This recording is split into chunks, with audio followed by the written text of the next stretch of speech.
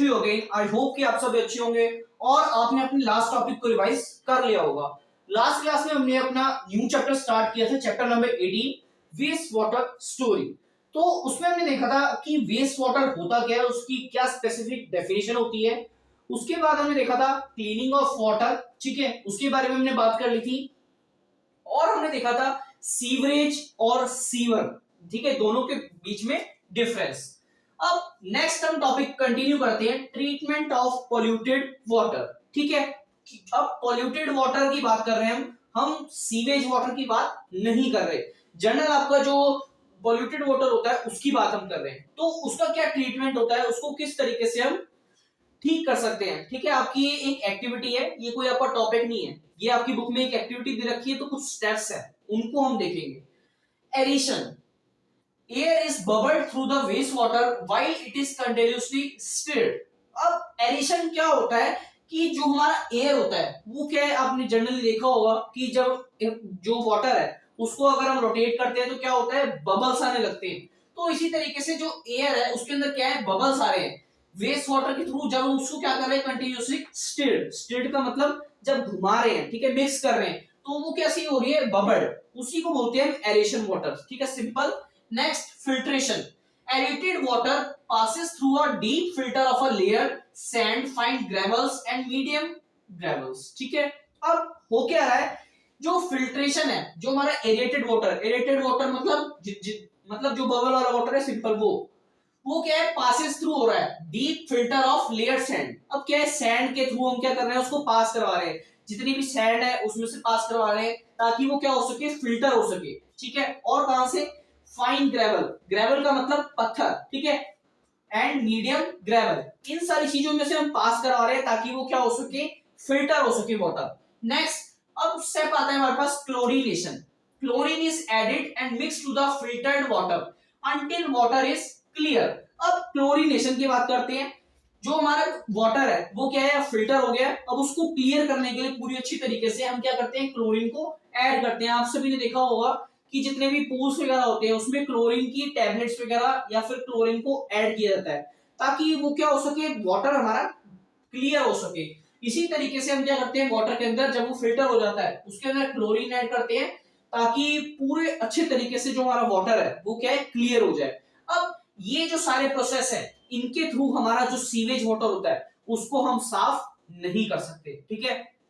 आप सभी को एक बार दोबारा बताना चाहूंगा कि जो हमारा वाटर होता है, जो हमारा सीवेज वाटर होता है, ठीक है, पोल्यूटेड वाटर होता है, उसको हम इस मेथड्स के थ्रू साफ नहीं कर सकते, ठीक है। ये मेथड से जनरली हम थोड़ा सा बहुत साफ कर सकते हैं, लेकिन हम उसको पीने योग्य या फिर यूज करने लायक नहीं बना सकते। तो अब हम नेक्स्ट टॉपिक जो कंटिन्यू कर रहे हैं, यही हमारा जो टॉपिक है, इतनी सारी हमने जो बातें की, जो हमारा चैप्टर का नाम भी है वेस्ट वाटर स्टोरी, तो यही हमारा टॉपिक है। इसी में हमारे को पता चलेगा कि किस तरीके से क्या मेथड्स होते हैं जिसके थ्रू हम अपने वेस्ट वाटर को क्लीन कर सकते हैं।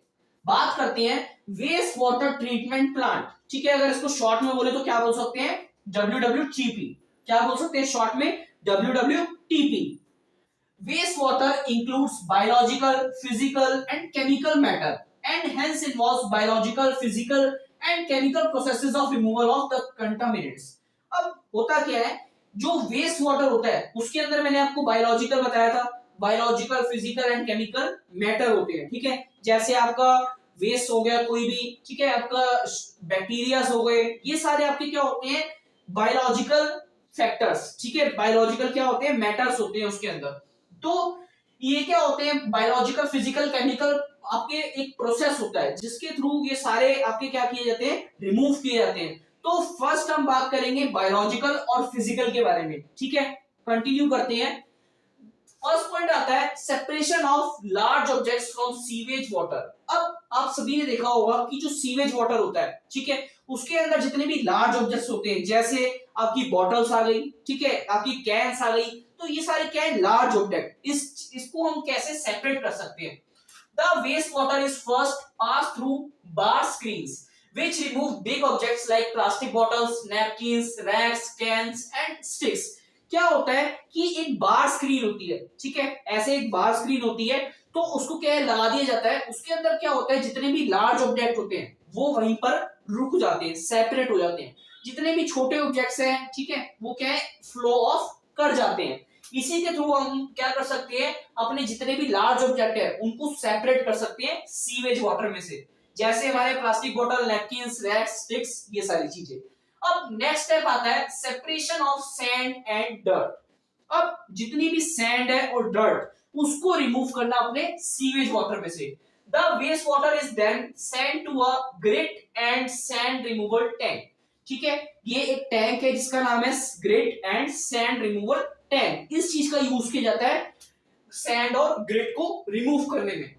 The speed of the water is decrease at this step. इसके अंदर क्या किया जाता है, जो वाटर की स्पीड है उसको क्या कर दिया जाता है, डिक्रीज कर दिया जाता है, ताकि अगर ज्यादा तेज स्पीड होगी तो क्या होगा, सारी चीजें फ्लो हो जाएंगी। इसलिए क्या किया जाता है, इसकी स्पीड को स्लो कर दिया जाता है। This allows the sand, dirt and pebbles to settle down. इससे क्या होता है, जो हमारी जो वाटर की स्पीड है अगर वो तेज होगी तो उसके साथ सारी सैंड वगैरह सब फ्लो ऑफ कर जाएगी। अगर उसकी स्पीड क्या होगी, स्लो होगी, तो जितनी भी सैंड वगैरह, जितने भी पार्टिकल्स होंगे हैवी थोड़े, वो क्या होंगे, नीचे बॉटम में सेटल डाउन हो जाएंगे। ठीक है, इसके थ्रू क्या कर सकते हैं, सैंड और डर्ट को रिमूव कर सकते हैं। Next step, removal of solids. अब जितने भी सॉलिड है उस चीज को हम कैसे रिमूव कर सकते हैं, ठीक है, उसके बारे में बात करते हैं। Now the water cycles in tank called clarifier. क्या बोलते हैं इसको, क्लैरिफायर। ठीक है, which is sloped in the center. This lets the solid like faces to settle at the bottom. This is called sludge. अब होता क्या है, वाटर साइकिल इन टैंक के अंदर होता है जिसका नाम होता है क्लैरिफायर। ठीक है, एक डिवाइस होता है इसका नाम है क्लैरिफायर। उसको क्या किया जाता है, स्लोप, मतलब सेंटर में क्या कर दिया जाता है, स्लोप। स्लोप का मतलब घुमाया जाता है। अब मैं इसमें आपको एग्जांपल ले रहा हूं साइक्लोन का। साइक्लोन में क्या होता है, ऐसे ऐसे घूमता हुआ आता है। ठीक है, इसी तरीके से क्या होता है, वाटर को घुमाया जाता है। इससे क्या होता है, जो सॉलिड है वो क्या है, फेसेस। अब जब हम घुमा रहे हैं किसी भी ऑब्जेक्ट को, अगर हम वाटर को घुमा रहे हैं तो जितने भी ऑब्जेक्ट्स होंगे, जितने भी मटेरियल होगा उसके अंदर, वो क्या होगा, जितना भी हैवी होगा वाटर क्या होगा, ऊपर आ जाएगा। जितना भी हैवी सब्सटेंस होगा वो नीचे की तरफ क्या है, बैक बॉटम में सेटल डाउन हो जाएगा। ठीक है, उसी को बोलते हैं हम स्लज। इसके थ्रू क्या होता है, जब हम वाटर को स्लो करते हैं, रोटेट करते हैं, ठीक है, जितना भी वेस्ट मटेरियल होता है वो सारा नीचे बॉटम में रुक जाता है, उसी को बोलते हैं स्लज। अब हम कंटिन्यू करते हैं हमारा next point. The sludge is then separated from the water with the help of a scraper. अभी हमने बात की कि तो हमारा स्लज है, ठीक है, जितना भी हमारा वेस्ट वाटर है उसको क्लैरिफायर की मदद से क्या किया जाता है, स्लो मींस रोटेट किया जाता है। तो उसके बाद क्या होता है, उसको सेपरेटेड कर लिया जाता है। जब वो फिल्टर हो जाता है तो उसको सेपरेटेड कर लिया जाता है, किसकी मदद से, स्क्रैपर की मदद से। Next point, substances like oil and grease are removed with the help of skimmer as they float above the water। जिस तरीके से हमने पहले वाला स्टेप देखा था, इसी तरीके से क्या होता है, जब हम उसको थोड़ी देर के लिए छोड़ देते हैं फिल्टर होने के बाद, जितना भी ऑयल होता है, ग्रीस होता है, वो नीचे बॉटम में सेटल डाउन हो जाता है। ठीक है, उसको स्किमर की मदद से हम क्या कर लेते हैं, सेटल डाउन कर लेते हैं। ठीक है, जितना भी हमारा वेस्ट मटेरियल है, फ्लोट कर रहा है, ऑयल एंड ग्रीस, उसको हम सेपरेट कलेक्ट कर लेते हैं। Next, the sludge so obtained is passed into a tank where anaerobic bacteria can decompose it and produce biogas. The biogas is then used as fuel.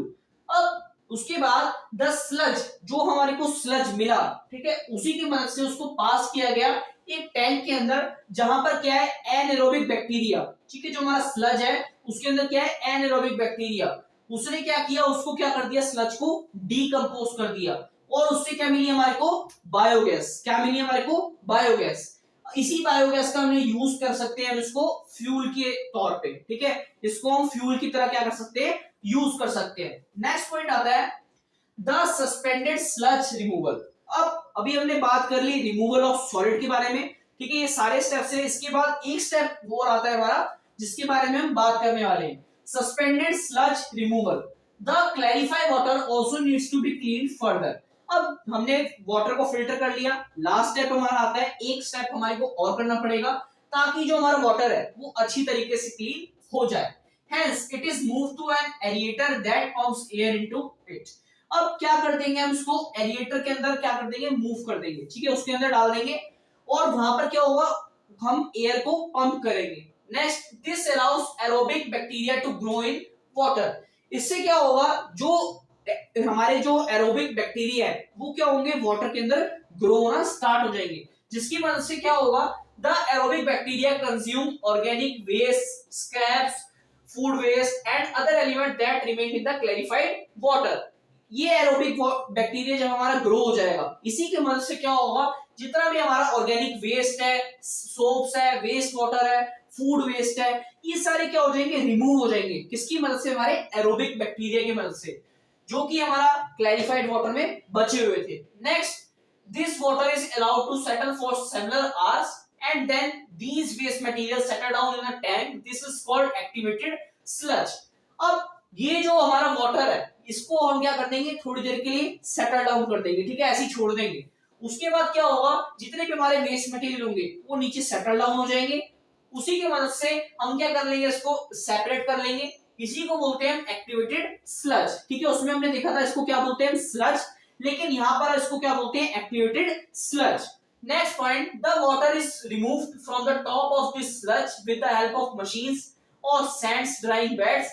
This sludge is dried and used as manure. अब क्या होगा, जितना भी इसमें activated sludge है उसको हम क्या कर लेंगे, रिमूव कर लेंगे और पानी को एक तरफ अलग कर लेंगे। जो हमारा प्योरिफाइड वाटर हो गया उसको अलग कर लिया हमने, और जितना भी एक्टिवेटेड स्लज है उसको हमने एक साइड अलग कर लिया। एक्टिवेटेड स्लज का क्या करेंगे, हम उसको भी मैन्योर के तौर पे यूज कर लेंगे, ठीक है, उसको भी हम मैन्योर के तौर पे यूज कर लेंगे। तो कहने का मतलब ये है, हम वाटर को जब प्यूरिफाई कर रहे हैं और उस पे जितने भी वेस्ट मटेरियल निकल रहा है, हम कहीं ना कहीं उस चीज का भी यूटिलाइज कर रहे हैं, जो कि हमारे लिए बहुत ही अच्छी बात है, ठीक है। हम क्या कर रहे हैं, जितने भी वेस्ट मटेरियल है उन सब चीजों का भी कहीं ना कहीं यूटिलाइज करके अपने आप को एक अच्छा व्यक्ति बना रहे हैं, ठीक है। अब आज हमने बात कर ली वेस्ट वाटर ट्रीटमेंट प्लांट की, ठीक है। जितना भी हमारा वेस्ट वाटर ट्रीटमेंट प्लांट था उसकी मदद से आप सभी को समझ आ गया होगा कि किस तरीके से हम वेस्ट वाटर को प्यूरिफाई कर सकते हैं। तो आज हमने देखे ये सारे स्टेप्स, ठीक है, किस किस स्टेप्स के थ्रू हमारा वाटर प्यूरिफाई हो सकता है। तो आज के लिए इतना ही, थैंक यू।